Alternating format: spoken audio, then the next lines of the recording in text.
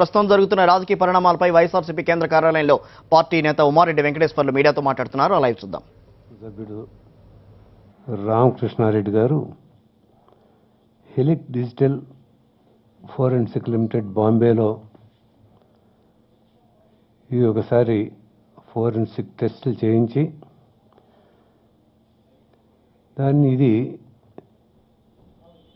నిర్ద్వందంగా ఇది చంద్రబాబు నాయుడు గారు వాయిసే అని ఆయన సర్టిఫై చేయించుకొచ్చి దాన్ని కోర్టులో వేయటం, ఏసీబీ కోర్టు తిరిగి దీన్ని పునర్విచారణ చేయాలి, సెప్టెంబర్ 29లోగా పూర్తి విచారణ జరిపి దీన్ని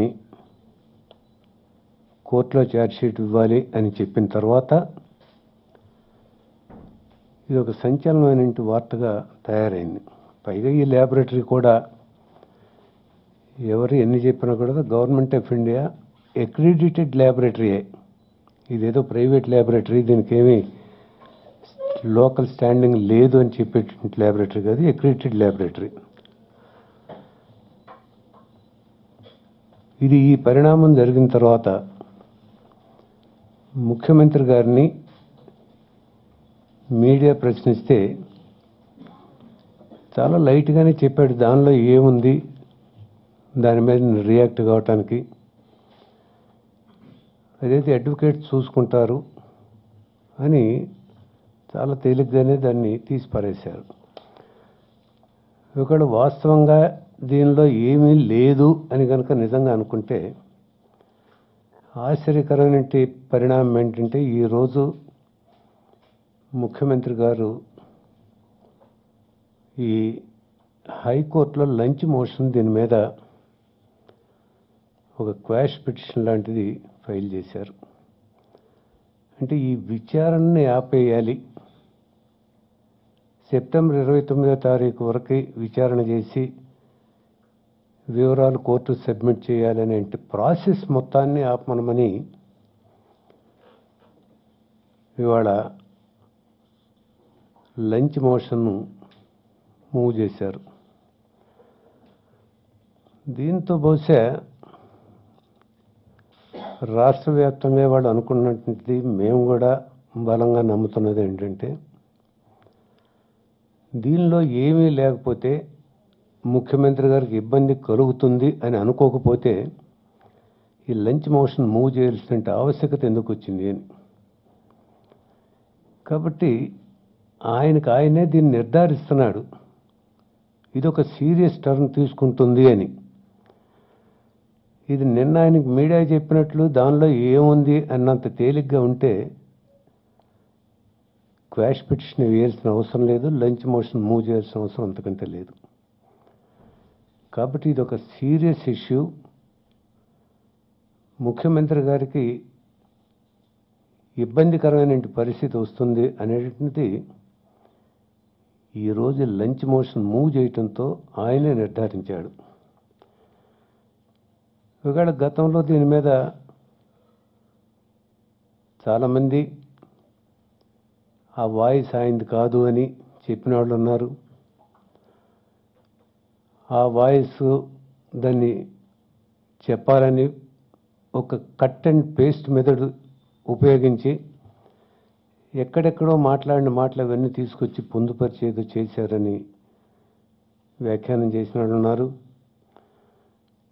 ఇదంతా అయిన తర్వాత ఈరోజు ఇవాళ క్వాష్ పిటిషన్ ఇస్తే ఆ వాయిస్ ఆయనదేనని ఆయనే నిర్ధారించుకున్నట్టు అయిందని మా అభిప్రాయం. దీనిలో మొదటి నుంచి కూడా దీని మీద వివాదం జరుగుతూనే ఉంది. రేవంత్ రెడ్డి ఇచ్చినటువంటి డబ్బు ఎక్కడిది అనే దాని మీద స్పష్టత లేకపోవటం కానీ, దీనిలో ఇన్వాల్వ్ అయినంటే మత్తయ్య ఆంధ్రప్రదేశ్లో షెల్టర్ తీసుకోవటం కానీ, ఇది జరిగిన తర్వాత అప్పటి వరకే మాట్లాడినటువంటి ముఖ్యమంత్రి సెక్షన్ 8 ఎందుకు ఇక్కడ అమలు చేయట్లేదని అడిగిన ఉదంతం కానీ, ఇవన్నీ కనుక చూస్తే ఇది తప్పు చేశాను అని తాను సర్టిఫికెట్ ఇచ్చుకోవటంగానే మేము భావిస్తూ ఉన్నాం. దీనిలో నిన్న ఇవాళ కొన్ని మీడియాలో లీకులు వచ్చినాయి. ఇది టెక్నికల్గా ఇది ఎంటర్టైన్ చేయడానికి వీల్లేదు. ఇది ఫోరెన్సిక్ ల్యాబొరేటరీకి పంపిస్తున్నామని ఏసీబీ దగ్గర పర్మిషన్ తీసుకోలేదు. ఇవన్నీ టెక్నికల్గా కొన్ని చెప్పారు. గతంలో కూడా కొన్ని కేసుల్లో ముఖ్యమంత్రి గారి తరఫున చాలామంది చెప్తూ ఉంటారు. మొన్న కూడా చెప్పారు. ఆయన మీద గతంలో 25 కేసులు వేశారు. 25 కేసుల్లో కూడా ఏమీ లేకుండా పోయింది అది ఇదని. కానీ అంతకుముందు ఉన్నటువంటి కేసుల్లో టెక్నికల్ గ్రౌండ్స్ మీద ముఖ్యమంత్రి గారు కూడా, చంద్రబాబు నాయుడు గారు అనేక సందర్భాల్లో ఆయన కోర్టుకు వెళ్ళి స్టే తెచ్చుకున్నటువంటి పరిస్థితులు కూడా ఉన్నాయి. అదేవిధంగా ఈరోజు కూడా మళ్ళా ఏలేరు స్కామ్లో అయితే ఏ విధంగా తీసుకొచ్చుకున్నారో అదేవిధంగా దీనిలో కూడా క్వాష్ చేయించి స్టే చేయించుకోవాలనే ప్రయత్నం జరగటం ఇది మరి ఒక దురదృష్టకరమైన పరిణామం రాష్ట్ర రాజకీయాల్లో. అనేక సందర్భాల్లో కొన్ని ప్రతిపక్షం లేవనెత్తితే, ఉదాహరణకి రాజధాని భూముల విషయం ఇవన్నీ కూడా అక్కడ కొంత అవినీతి జరుగుతూ ఉంది అని అంటే కావాలని ప్రతిపక్షం మీద దాడి చేశారు. లేనిపోయిన పిటిషన్లన్నీ వేసి అభివృద్ధిని ఆపాలని చూస్తూ ఉంది వైఎస్ఆర్ కాంగ్రెస్ పార్టీ ప్రతిపక్షాలు అని ఎక్యూజ్ చేశారు. అంటే ఇవన్నీ కూడా అభివృద్ధిని ఆపాలని చేస్తున్నటువంటి ప్రయత్నాలా, లేకుంటే వాస్తవాలను వెలికి తీయాలని చేస్తున్న ప్రయత్నాలు ఆలోచించుకోవాల్సిన అవసరం కూడా ఉంది. కానీ ఇప్పటికైనా ముఖ్యమంత్రి గారు అసలు ఆ వాయిస్ అయిందా కాదా అనేది స్పష్టం చేస్తే దీనిలో నిజంగానే ఉన్నటువంటి పరిస్థితి ఏంటో బయటపడుతుంది. కాబట్టి ఆ విధంగా చేయవలసిన అవసరం కూడా ఉంది.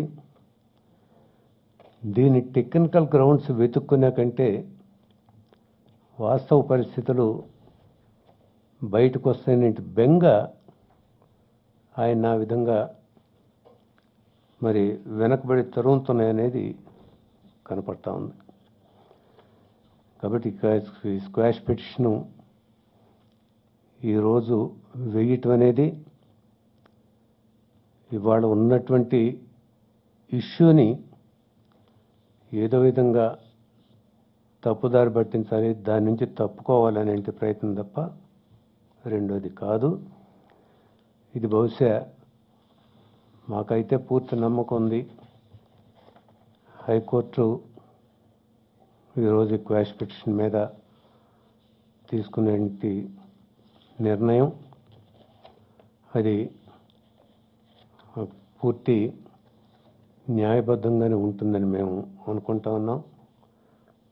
అది ఉన్నటువంటి పరిణామాలు దాదాపు 14-15 నెలల నుంచి జరుగుతున్న పరిణామాలకి అద్దం పట్టే విధంగానే ఉంటుందని మేము అనుకుంటా ఉన్నాం.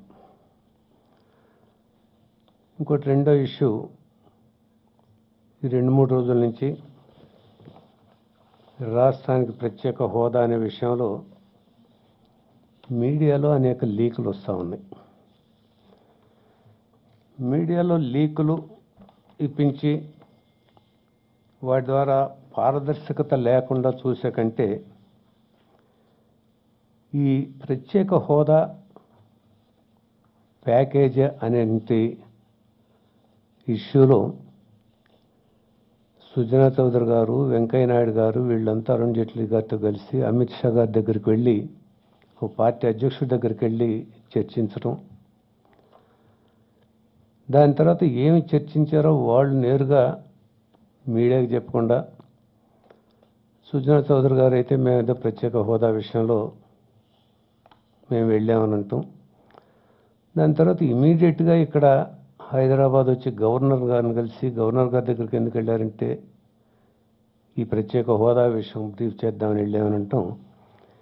ఇవన్నీ ఒకదానికొకటి అతకకుండా ఉండేటటువంటి ప్రయత్నాలే జరుగుతున్నాయి. దాన్ని పొంతం లేనటువంటి స్టేట్మెంట్లు వస్తూ ఉన్నాయి. ప్రత్యేక హోదా విషయంలో కేంద్ర ప్రభుత్వం ఏదో ఇవ్వాలనుకుంటుంది, రాష్ట్ర ప్రభుత్వం సంప్రదింపులు జరుపుతూ ఉంది, ముఖ్యమంత్రి చంద్రబాబు నాయుడు గారు తన అభిప్రాయాలు చెబుతున్నారు అని కొన్ని మీడియా పత్రికల్లో వచ్చిన వార్తలు. దీనిలో చూస్తే ఒక పత్రికలో అయితే చంద్రబాబు నాయుడు గారు దీని మీద చాలా తీవ్రంగా అయిన స్వరంతో కేంద్రాన్ని అల్టిమేటం ఇచ్చాడు. మీరు గనక ప్రత్యేక హోదా గనక ఇవ్వకపోయేటట్లయితే స్నేహపూర్వకంగానే విడిపడిపోదాము, మన ఇద్దరి మధ్య పొత్తు కొనసాగదు, కుదరదు అని ఈయన అల్టిమేటం ఇచ్చాడు అన్నట్టు చెప్పుకొచ్చారు. మేము కూడా అదే అడుగుతా ఉన్నాం. చాలా కాలంగా రాష్ట్రానికి ప్రత్యేక హోదా అత్యవసరమైంది. పరిశ్రమలు రావాలన్నా, పెట్టుబడులు రావాలన్నా, నిరుద్యోగ సమస్య తీరాలన్నా, భవిష్యత్తులో ఉద్యోగం యువతకి ఉద్యోగాలు రావాలన్నా, రాష్ట్రం ఆర్థికంగా స్థిరపడాలన్నా వీటన్నిటికీ ప్రత్యేక హోదా, మిగతా ప్రత్యేక ప్యాకేజీలు వీటన్నిటితో పాటు ప్రత్యేక హోదా కూడా రావాల్సిన అవసరం ఉంది అని మేము చెప్తా ఉన్న నేపథ్యంలో ఇప్పుడు ఈ మధ్యలో ఇవాళ వచ్చినటువంటి లీకులతో కూడా చూస్తే అసలు కేంద్రం ఏం ప్రతిపాదించింది, రాష్ట్ర ప్రభుత్వం ఏం డిమాండ్ చేసింది. నిన్న బీజేపీ ఈ రాష్ట్ర ఇన్ఛార్జి ఆయన కూడా మొత్తం అవన్నీ చెప్పి 14th ఫైనాన్స్ కమిషన్ ఏం చెప్పింది అనేది మళ్ళా తెర మీదకు తీసుకొచ్చి సాధ్యపడదేమో అన్నట్టు ఆయన చెప్పాడు. సుజనా చౌదరి గారు మేమంతా మాట్లాడాము, అదే దారిలో ఉన్నాము, రాష్ట్ర ప్రయోజనాలను దృష్టిలో పెట్టుకొని ఇది ఇస్తారు అన్నట్లు ఆయన ఒక అభిప్రాయం చెప్పాడు.